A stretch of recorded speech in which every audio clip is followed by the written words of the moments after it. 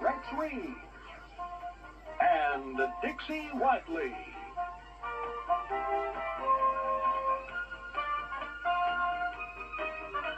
At the movies.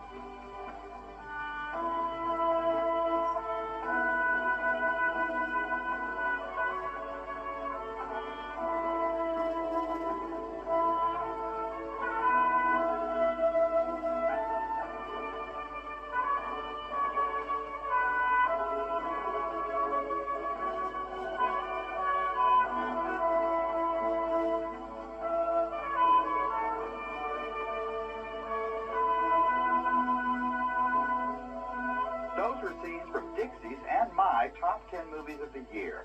And without further ado, here's Dixie to tell you about a movie that both of us selected as one of our favorite movies of 1989.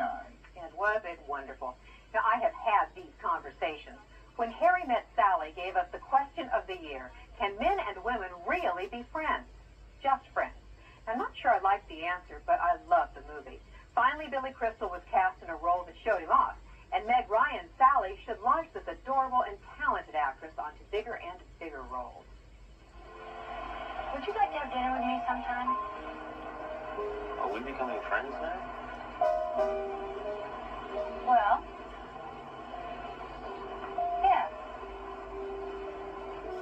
Great. A woman friend. You know, you may be the first attractive woman I have not wanted to sleep with in my entire life. That's wonderful, Harry.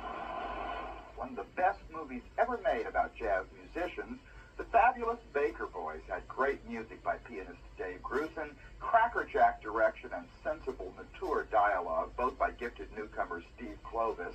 It also had bravura performances by Jeff and Beau Bridges as a second-rate lounge act, going nowhere in cheesy cocktail bars and seedy nightclubs. And best of all, it had glamorous, sexy Michelle Pfeiffer as the unorthodox girl singer who changed their act, their billing, and their lives. She certainly changed mine. Good evening, Miss Diamond. You're late. Guest vocals. He's next week, Beverly Hills. How come you guys are the only ones with your picture on the poster? We'll talk about it later. Where's your dress? What are you talking about? Is there a language problem there? Your dress for tonight. Where is it? What, do I look like I'm naked? What, that? What are you, insane? What do you think we're doing? Going trick-or-treating? I haven't liked my dress, right? Come on, we don't have much time. For what? What are you? Don't grab me. Don't grab me. Cousins may have differed from its close relative Kazan Kazin, but it inherited just as much charm. The lovely Isabella Rossellini was so gentle and vulnerable, and the world cheered as she finally got together with Ted Danson. But my favorite moments found veteran Lloyd Bridges lighting up the screen. The entire cast was delightful. So how do you like this wine, Vince? Let me put it to you this way. I'd rather have a case of the clap than a case of this wine. Boy. These prices here? I think Phil would have wanted you to take us all to dinner. I think Phil would have wanted you and me to split it. So, Phil. Yeah. Phil. Phil.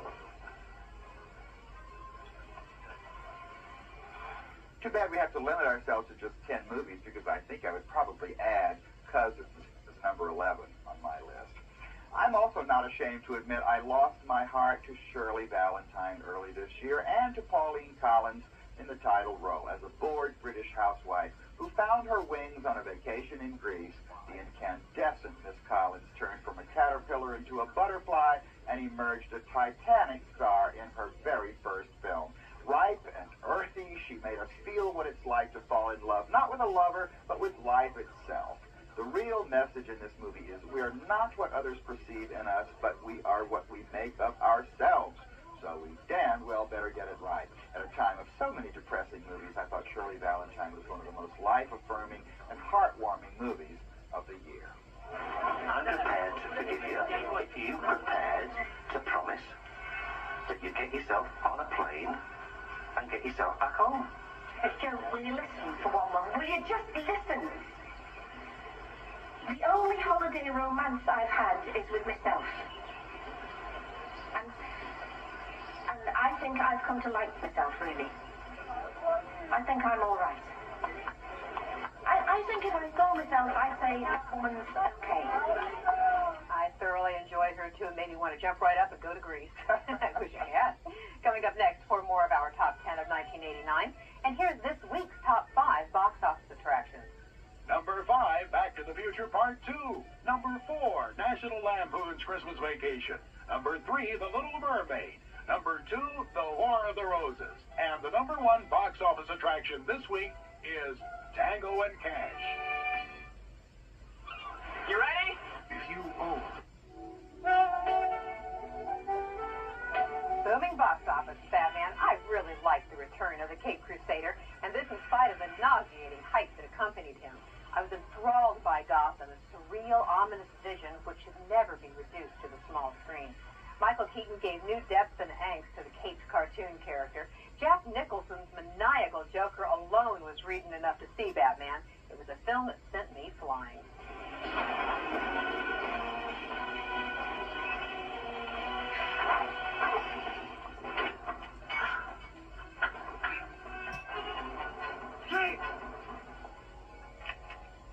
Let him go! Or I'll do Gordon!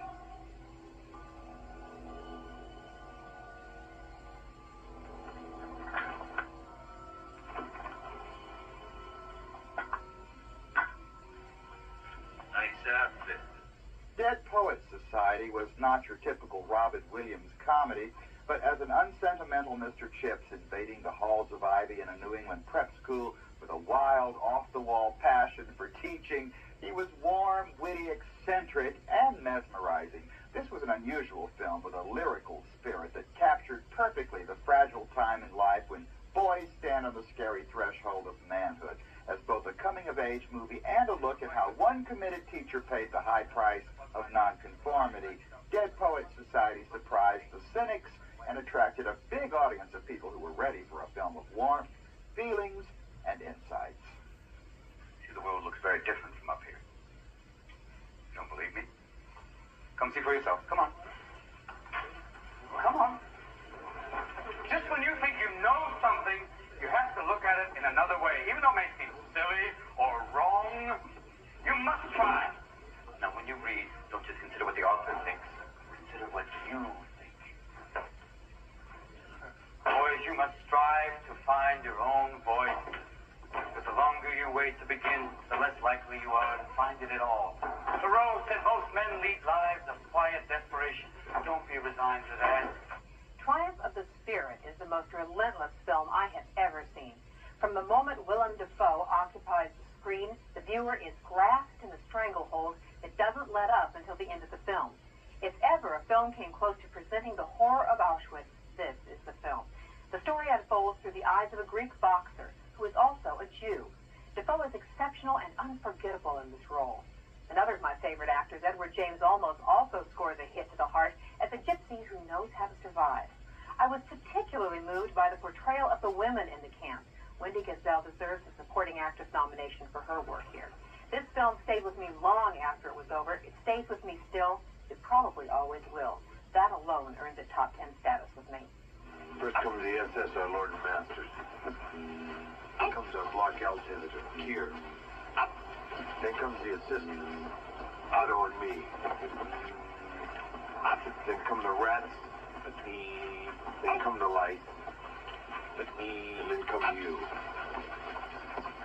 You have but one purpose, to work and obey orders. What made Woody Allen's Crimes and Misdemeanors his most unusual film and one of his best was the profound mixture of zany humor and piercing tragedy he used to analyze that elusive, contradictory lost chord called the human race. Woody was the good guy, a nerdy documentary filmmaker who never got to first base. Martin Landau was the bad guy, a beloved philanthropist who resorts to murder to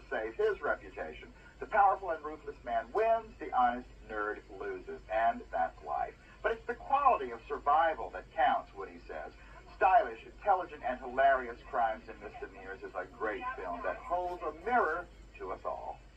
Yeah, the office is kind of a spooky place at 9 o'clock. Definitely.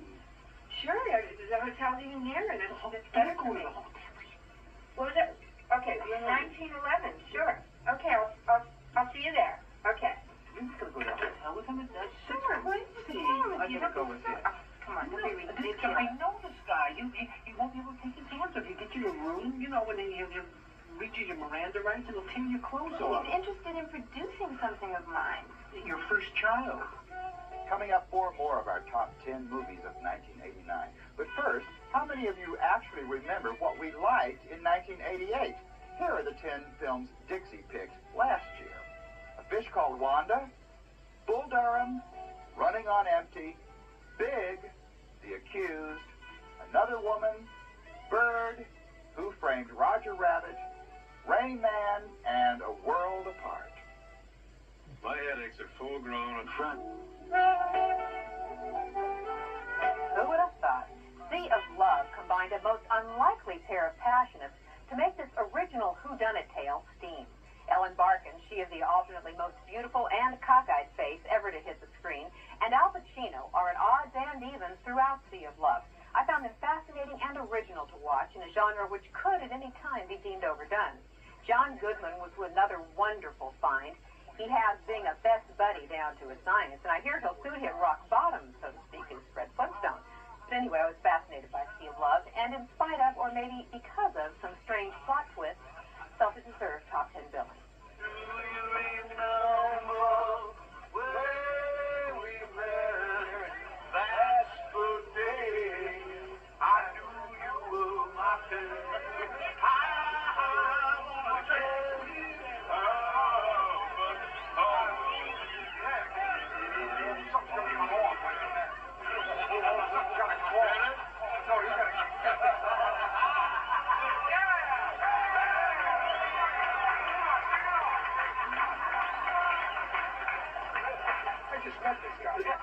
In Music Box, director Costa Gavras introduced a theme brand new to movies, the shattering effect on the seemingly all-American Chicago family when the father is accused of Nazi war crimes.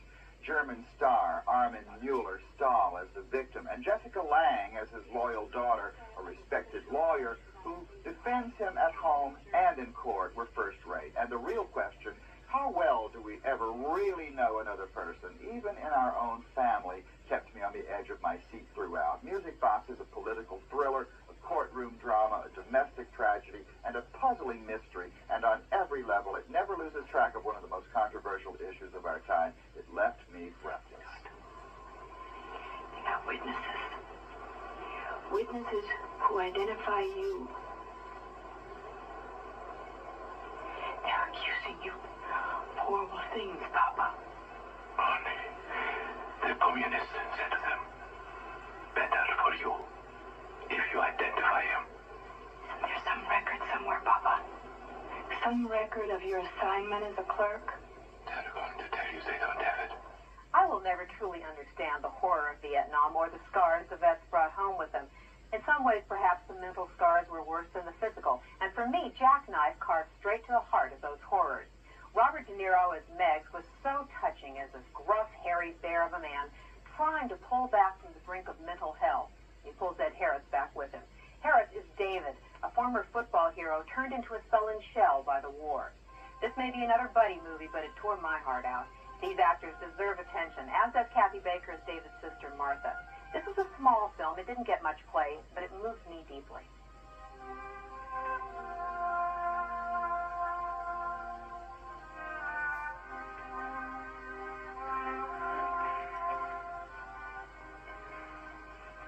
Hey, Bob.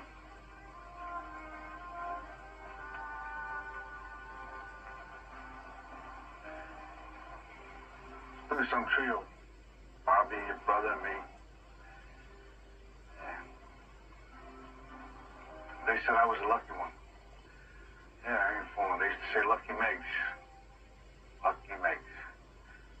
Dixie joins me again in selecting Casualties of War, another Vietnam movie, but different. Brian De Palma's true and terrifying tragedy was about a combat squadron in Vietnam, so dehumanized by a war they didn't understand that they lost all reason, abducted civilian girl in what they call the line of duty. Now, Michael J. Fox was immensely persuasive as the sensitive private who held on to his values at the risk of his own life. Casualties of War is no Platoon revisited. It shows the carnage of a war with no leaders and the psychological damage it did to heroes and heels alike. It's certainly a film that leaves a haunting aftertaste. Oh, Go! I can't go, maybe I'm deserted. No!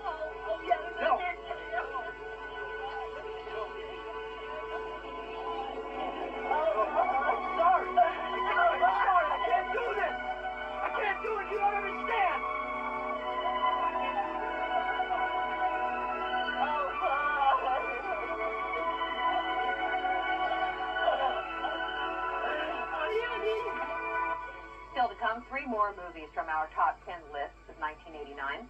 And here's what Rex thought were the 10 best films in 1988. Running on Empty, Bird, Talk Radio, Tucker, The Manchurian Candidate, Another Woman, Big, Rain Man, The Accidental Tourist, Who Framed Roger Rabbit. I think we might have agreed more last year than we do this year. However, Dixie and I do agree on Oliver Stone's Born on the 4th of July. As a follow-up to Platoon, it's a lacerating look at what happened to the all-American boys who bought those lies of heroism and then returned to an even crueler war on the home front.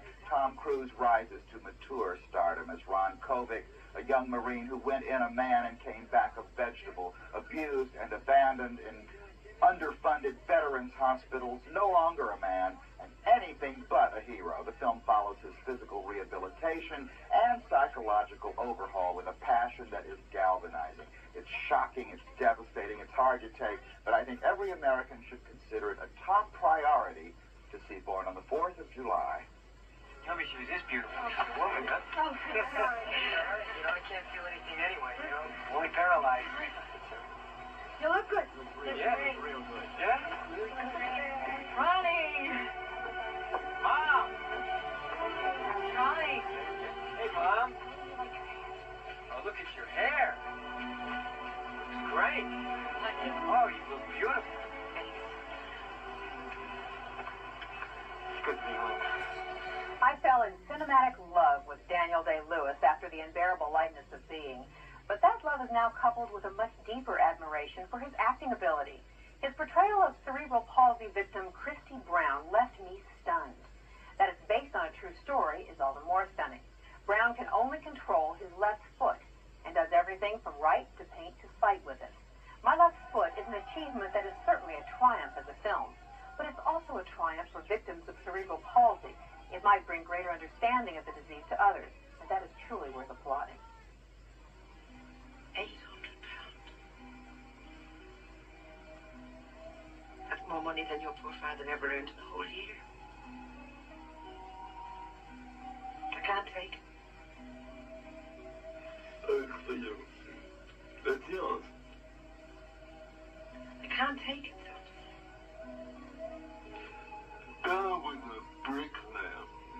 I know him a writer. Oh, I know it's bad, but I wanted to have it. Well, I haven't stopped applauding My Left Foot. Dixie and I agree again on another movie I've applauded this year, Driving Miss Daisy, a rare, perfect film. It should be on everybody's list of favorites. The Pulitzer Prize-winning play about 3 decades in the lives of a proud, stubborn Jewish dowager in Atlanta, Georgia, and her gentle, patient, understanding black chauffeur has been brought to the screen like a beautiful needlepoint canvas without a stitch out of place. Through shared experiences, both wrenching and humorous, 2 friends from different backgrounds learn to explore the uneasy perimeters of the changing South, and both Jessica Tandy and Morgan Freeman turn acting into art. You ought not to be driving anything the way you see. Oh, nah. How you know how I can see less than you can look out my eyes? Hmm? Honk, Yes. you're my best friend. No, I'm going now, Miss Daisy. No, You really. You are.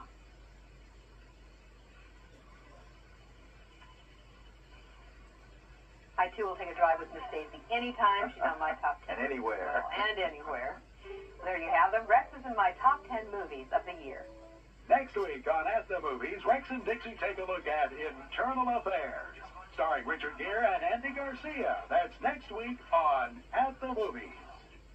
Thanks for being with us. Until next week, I'm Dixie Whatley. And I'm Rex Reed, and we'll see you again at the movies.